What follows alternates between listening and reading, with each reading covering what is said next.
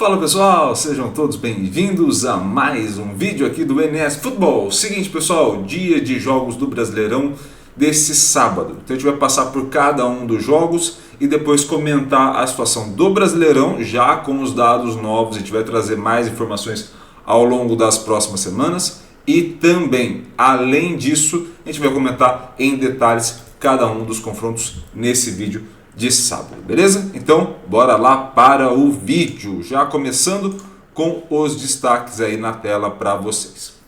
Quando a gente for olhar esse cenário do Brasileirão, a gente está olhando um cenário onde, com os novos dados, a gente aumentou o grau de predição ou de explicação, a gente conseguiu aumentar também a explicação da variação do comportamento de cada uma das equipes e também conseguimos aumentar a importância de cada uma das variáveis, ou seja, as variáveis são mais significativas para a gente entender o jogo do que eram as anteriores, ou seja, a gente conseguiu evoluir na análise do Brasileirão, tá? Isso daqui só para explicar para vocês, para a gente ter como ponto de partida. O que tem sido importante nesse começo de Brasileiro?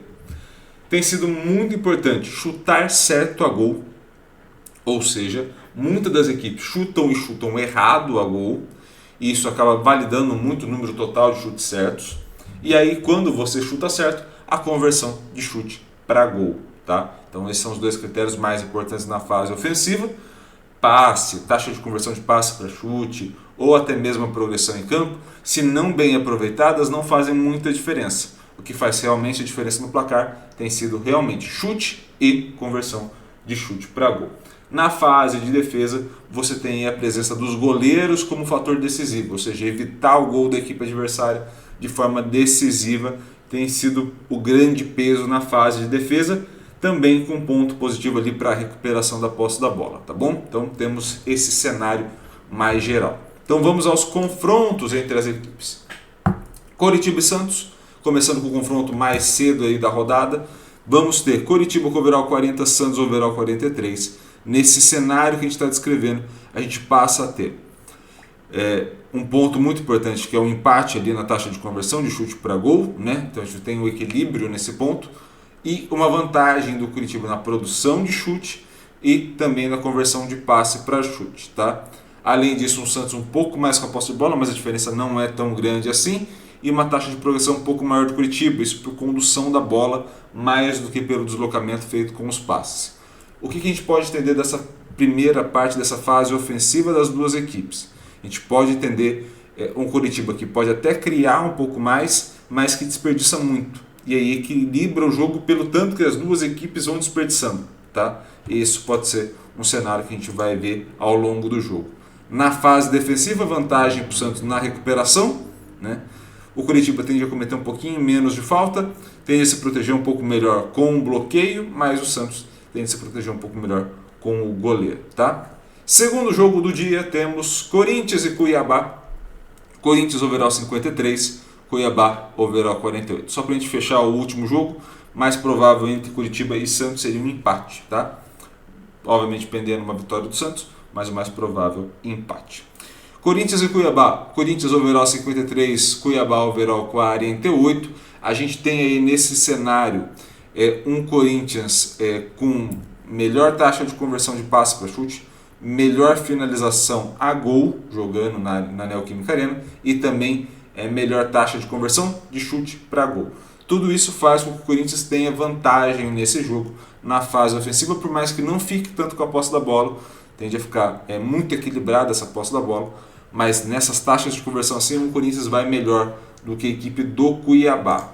Na fase de defesa, o Cuiabá recupera melhor, até mais rápido, mas ao mesmo tempo você tem ainda um Corinthians que por bloqueio se defende melhor e o Cuiabá que vai precisar muito do seu goleiro para se defender, tá? Então nesse cenário que a gente está vendo entre Corinthians e Cuiabá, o cenário mais provável é uma vitória simples do Corinthians por um gol de diferença, tá? Segundo resultado mais provável seja um empate entre as duas equipes, pelo equilíbrio dos números do overall que vocês estão vendo de 53 e 48. Mas de ponto de partida, uma vitória do Corinthians na Neoquímica Arena é o mais provável, beleza? Terceiro jogo da rodada, Galo e Bragantino. Galo overall 60, Bragantino overall 48. Temos aí um cenário onde a equipe do Galo leva vantagem em quase todos os números, tirando a taxa de conversão de chutes para gol. Mas é bom lembrar que pelo volume criado, principalmente de finalizações certas ao gol, o Galo tende a produzir mais gols no total do que a equipe do Red Bull. Red Bull vai precisar de menos chutes para produzir, mas ao mesmo tempo essa diferença não é tão grande, mas a diferença de chute a gol é grande entre as duas equipes, a diferença na conversão é grande, a diferença na posse da bola é grande, então esse cenário tende ao Galo, tá? Para fechar, na fase defensiva, o Galo leva vantagem em todos os critérios em relação ao Bragantino. Então esse deve ser o confronto mais tranquilo, digamos assim, da rodada, colocando uma vitória possível do Galo de 1 a 2 gols de diferença, jogando em Minas. Já o grande adversário do Galo, Cruzeiro, enfrenta o Bahia fora de casa. O Bahia jogando em casa, overall 49, o Cruzeiro jogando fora de casa, overall 52. Temos nesse confronto um Cruzeiro que vai muito bem fora de casa, então fica mais com a posse, consegue progredir mais em campo, principalmente com passes. Tem uma dificuldade na taxa de conversão de passe para chute, mas como a gente viu lá no primeira parte apresentada, não é a coisa mais importante. E aí no que realmente importa, que é chute, e a taxa de conversão de chute para gol, o Cruzeiro vai melhor do que a equipe do Bahia. Além disso, na parte da defesa, temos uma vantagem para o Bahia na recuperação mais rápida, mas a recuperação total é o Cruzeiro. Na recuperação por falta e no bloqueio, o Bahia leva vantagem. Na defesa do goleiro, o Cruzeiro leva vantagem. E isso vai apontar para uma possível vitória do Cruzeiro por 1 a 2 gols de diferença contra a equipe do Bahia. Tá? Obviamente, essas taxas aí que a gente tem apresentado podem vir a modificar pelo número pouco que a gente tem de partidas, mas se mantiver a média, tende a caminhar nesse sentido também. Tá? E para fechar a rodada, temos aqui Botafogo e Fortaleza, o último jogo do dia de sábado. Temos um Botafogo com overall 62 contra o Fortaleza com overall 53. Tá? Confronto equilibrado entre duas equipes, onde a gente pode esperar uma posse de bola mais alta do Fortaleza em relação à equipe do Botafogo, mas o Botafogo com melhor taxa de conversão de passe para chute, até porque tem menos passe de fato, e chuta muitas vezes e muitas vezes certa ao gol quando joga como mandante. Além disso, converte melhor a situação de passe, de chute para gol, além de converter de passe para chute, de chute para gol também. E isso passa a ser muito importante nesse cenário que a gente está apresentando aqui de Campeonato Brasileiro. Na fase de defesa a gente tem uma recuperação mais rápida e mais vezes da equipe do Fortaleza, mas tem uma forma de proteção por bloqueio da equipe do Botafogo e um equilíbrio maior entre as ações e as intervenções dos goleiros. Tá? Então assim, é uma equipe do Botafogo que, para além de tudo isso, consegue se proteger melhor do que a equipe do Fortaleza. O que a gente pode esperar nesse confronto? Uma vitória simples do Botafogo por 1 gol de diferença. Esses são os cenários dessas partidas que a gente vai ter nesta competição no Campeonato Brasileiro nesse sábado. Tá?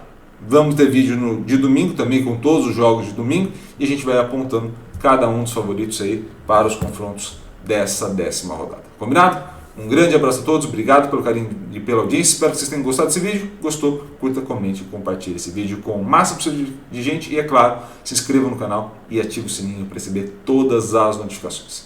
Um grande abraço a todos, valeu e até mais. Abraço.